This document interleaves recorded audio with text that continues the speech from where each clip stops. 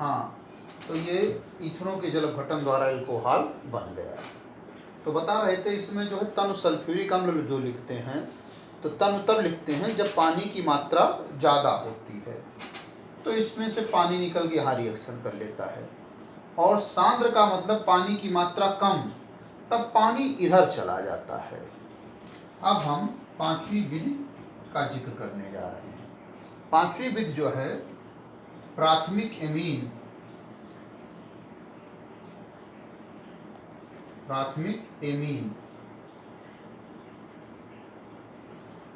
तथा नाइट्रस अम्ल की अभिक्रिया द्वारा, नाइट्रस अम्ल HNO2 की अभिक्रिया द्वारा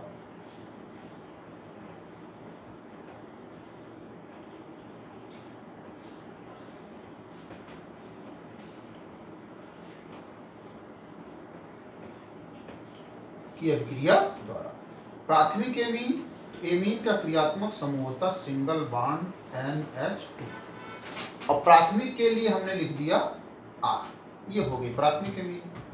और नाइट्रस अम्ल के लिए लिखते हैं HNO2, ये नाइट्रस अम्ल है। यहाँ से एल्कोहल बन जाता है, जहाँ NH2 है वहां पर आ जाता है OH, और प्लस N2 प्लस H2O। अब ये जो नाइट्रस अम्ल है ये अस्थाई अम्ल है, इसको तुरंत बनाया जाता है। तो कैसे इसको बनाते हैं? NaNO2 सोडियम नाइट्राइट और HCl, ये यहाँ से बनता है। NaNO2 और प्लस HCl की क्रिया के द्वारा बन जाता है HNO2, वही यूज किया जाता है। अब इस अभिक्रिया की कमी क्या है? R एल्किल है, तो मेथिलएमीन नहीं ले सकते। मेथिलएमीन से मेथिल अल्कोहल नहीं बनता है, वहाँ पर मेथिल नाइट्राइट बनने लगता है।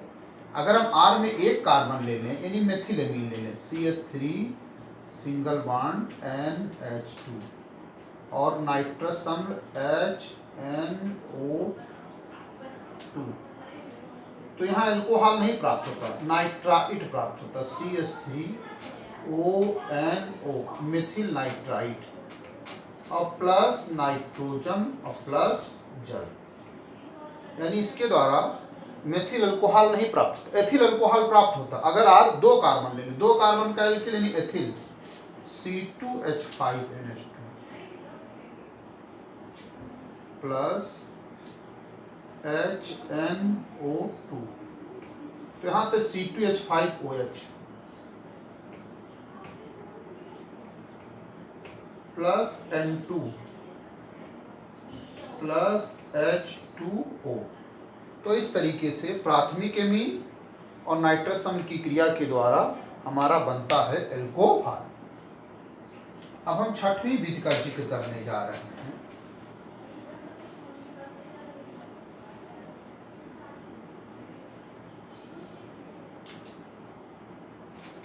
छठवीं विधि इंपॉर्टेंट विधि है, वो हम ले लेते हैं कार्बोनिल यौगिक और ग्रिग्नार्ड अपकर्मक की क्रिया द्वारा। इंपॉर्टेंट मेथड है।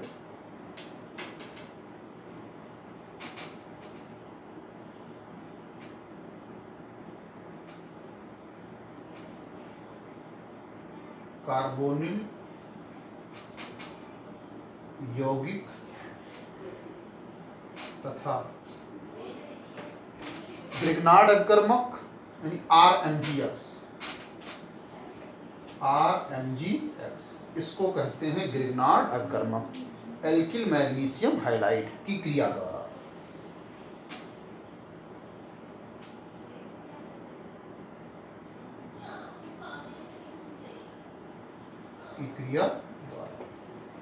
By reaction of Grignard reagent with carbonyl compounds. अब कार्बोनिल यौगिक में दो लोग आते हैं, एल्डिहाइड व कीटोन आते हैं। एल्डिहाइड से प्राथमिक व द्वितीयक एल्कोहल प्राप्त होते हैं और कीटोन से तृतीयक एल्कोहल प्राप्त होते हैं। अब एल्डिहाइड में फॉर्मेल्डिहाइड जो पहला सदस्य है उससे प्राथमिक एल्कोहल, बाकी एल्डिहाइड श्रेणी के जितने भी सदस्य हैं उससे द्वितीयक एल्कोहल प्राप्त होता है। जैसे हमने एल्डिहाइड में ले लिया फॉर्मेल्डिहाइड,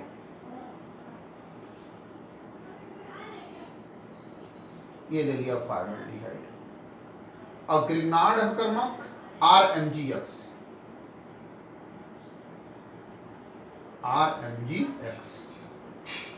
तो यहाँ योगात्मक अभिक्रिया होती है, दोनों जुड़ते हैं, एडिशन प्रोडक्ट बनता है, योगात्मक उत्पाद बनता है। तो यहाँ होता क्या है, R पे माइनस होता है, MgX पर प्लस होता है। यहाँ R माइनस होता है और MgX प्लस होता है। और ये जो CO है इसमें ऑक्सीजन की इलेक्ट्रोनेगेटिविटी कार्बन की तुलना में ज़्यादा होती है। तो ये साझे का इलेक्ट्रॉन युग्म जो है, यानी शेयर्ड पेयर जो इलेक्ट्रॉन का है, वो ऑक्सीजन की ओर थोड़ा सा डिस्प्लेस हो जाता है, इसलिए इस पर थोड़ा सा माइनस पार्शियल नेगेटिव चार्ज और इस पर पार्शियल पॉजिटिव चार्ज आ जाता है। किस लिए आ जाता है? Oxygen is more electronegative than carbon, then shared pair of electron between carbon and oxygen is displaced towards oxygen. So oxygen acquires partial negative charge and carbon acquires partial positive charge. अब इस पर reaction होने जा रही है, तो plus के साथ माइनस जुड़ जाता है, ये प्लस है माइनस जुड़ गया, और माइनस के साथ प्लस जुड़ जाता है और डबल बदल जाता है सिंगल में।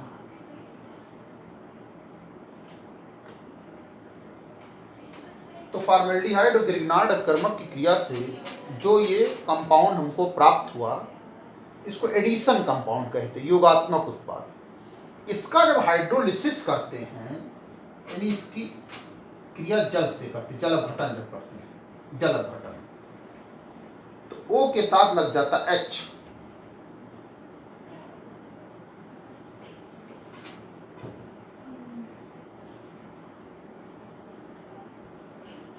प्लस MgX और यहां से बचा OH।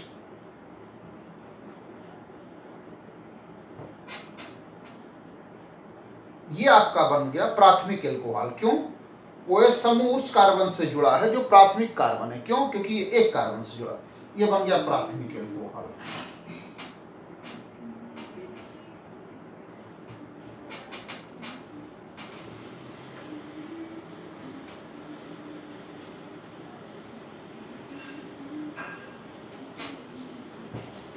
प्राथमिक एल्कोहल ये एल्डिहाइड श्रेणी का पहला सदस्य था। इसके अलावा एल्डिहाइड श्रेणी के जितने भी सदस्य हैं, दूसरा, तीसरा, चौथा, सबसे द्वितीयक एल्कोहल बनेंगे। कैसे? हम यहाँ पर एल्डिहाइड का दूसरा सदस्य यानी 2 कार्बन करते हैं, ये एस्टल्डिहाइड, क्या ले लिया? एस्टल्डिहाइड। अब एस्टल्डिहाइड जब ले लिया तो इसमें क्या हुआ, यहां पर भी हो गया C,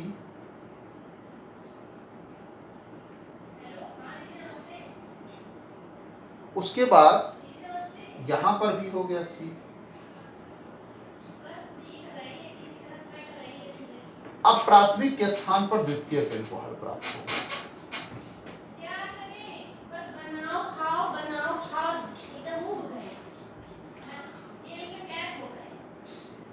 प्राथमिक के स्थान पर द्वितीयक एल्कोहल हमको प्राप्त हो गया।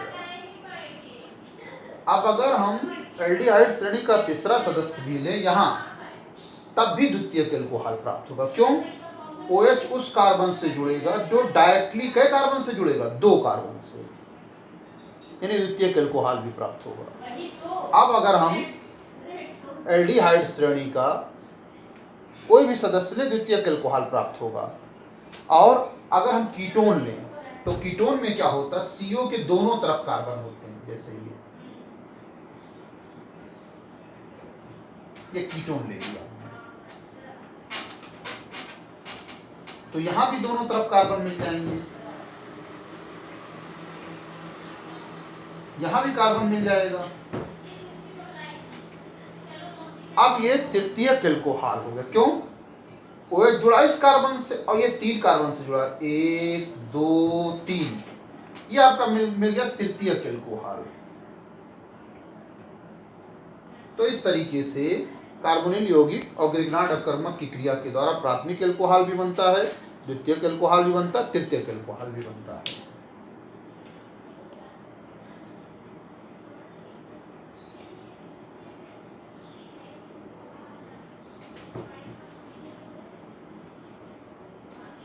अब सक्रिय रिएक्शन एस्टर के जल अपघटन द्वारा by hydrolysis of esters.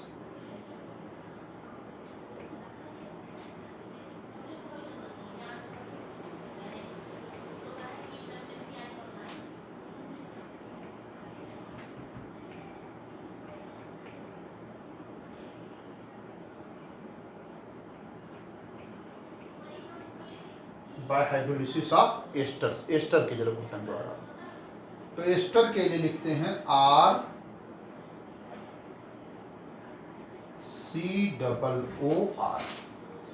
Ester है। एस्टर का फंक्शनल ग्रुप क्रियात्मक समूह होता है COOR, और एक कार्बन और लगा देते पूरा एस्टर कंप्लीट हो जाता है। ये एस्टर है। जल अपघटन यानी जल। अब ये जल अपघटन अम्ल की उपस्थिति में भी हो सकता है और क्षार की उपस्थिति में भी। अम्ल के लिए हमने लिख दिया H+ और क्षार के लिए लिख दिया OH-। अभी रीजन बताएंगे ये दोनों।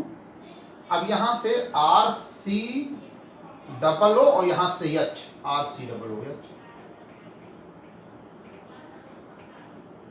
और प्लस ROH, ये एल्कोहल मिल गया। होता क्या है, H+ यहां पर जो अम्ल लिया जाता है या क्षार लिया जाता है OH-, ये दोनों उत्प्रेरक का कार्य करते हैं। ये दोनों किसका काम करते हैं? उत्प्रेरक का कार्य करते हैं। बस इतने हैं कि अम्ल लेने से तो कोई असर नहीं पड़ता, लेकिन जो क्षार लेते हैं OH-, उससे ये एसिड बदल जाता है साल्ट में। ये जो RCOOH है,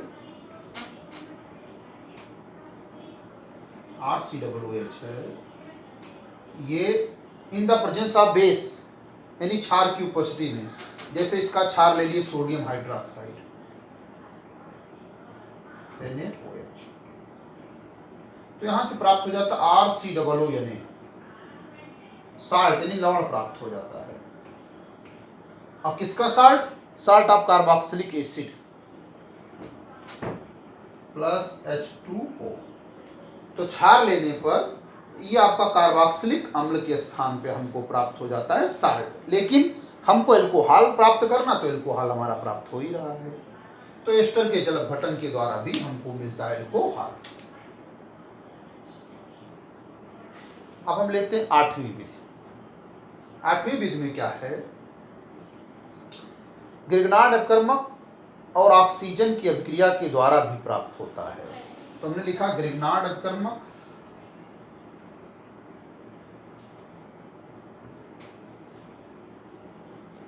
ग्रिग्नार्ड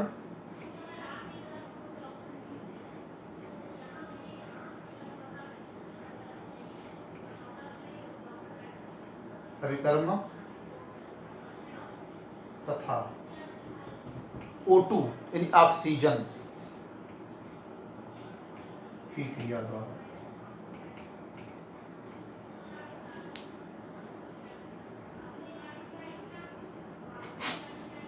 तो ग्रिग्नार्ड अपकर्मक RMgX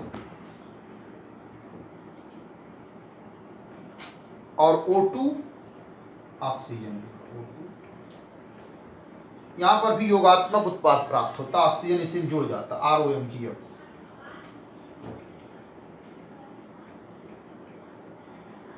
बैलेंस करना तो यहां पर 1/2 कर दें। ये जो एडिशन प्रोडक्ट बना योगात्मक उत्पाद, इसका जल अपघटन जब करते हैं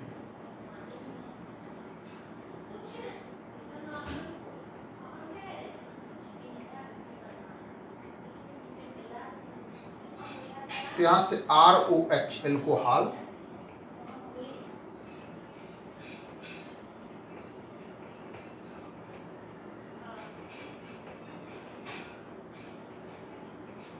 एल्कोहल इस तरीके से प्राप्त होता है। ग्रिग्नार्ड अपकर्मक कि ऑक्सीजन से क्रिया कराते हैं, जो योगात्मक उत्पाद एडिशन प्रोडक्ट प्राप्त होता है, उसकी जब हाइड्रोलिसिस करते हैं तो हमको एल्कोहल प्राप्त होता है। तो ये थी 8वीं विधि।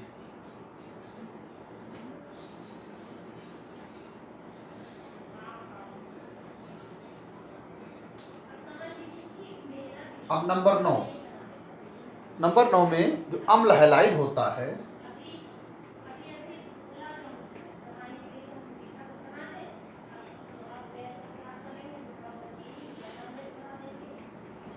अम्ल हैलाइड की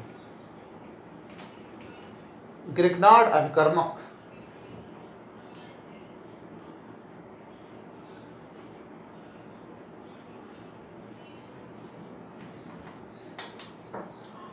अम्ल हैलाइड की ग्रिग्नार्ड अभिकर्मक के अधिक से क्रिया कराएंगे।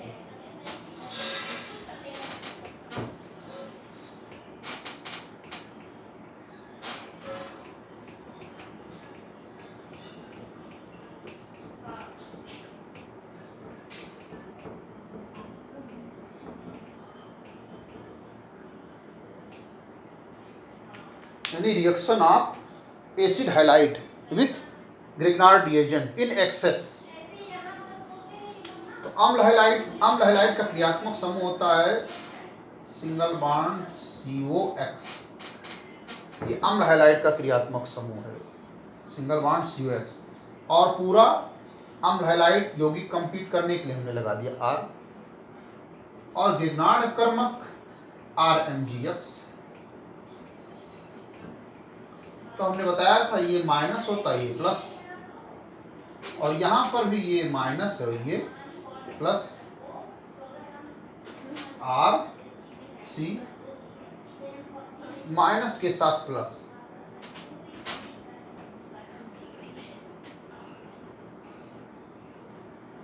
और बगल X लगा हुआ है पहले से, और प्लस के साथ माइनस लग गया R। अब यहां से MgX2 निकल जाता है, मैग्नीशियम हाइलाइड निकल जाता है।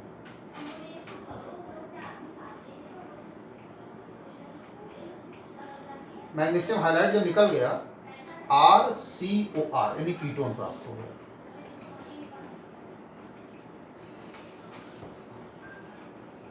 ये कीटोन, और फिर वही मेथड से यानी ग्रिग्नार्ड अभिकर्मक से फिर क्रिया करा दिए। यहां पर वही चीज O के साथ MgX लग गया,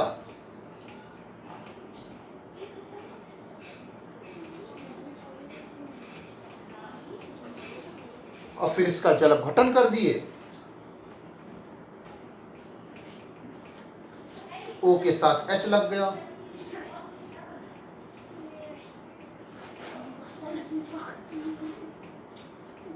और प्लस MgXOH। ये आपका बन गया तृतीयक एल्कोहल।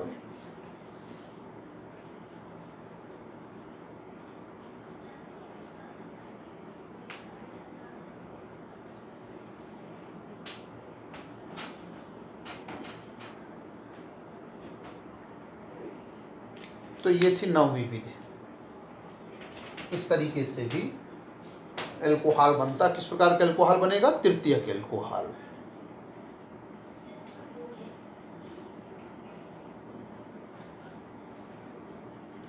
अब अगली विधि 10वीं विधि हम बताएंगे किण्वन के द्वारा। किसके द्वारा? किण्वन के द्वारा। नेक्स्ट लेक्चर में हम किण्वन के द्वारा भी बताएंगे कैसे एल्कोहलों का निर्माण होता है।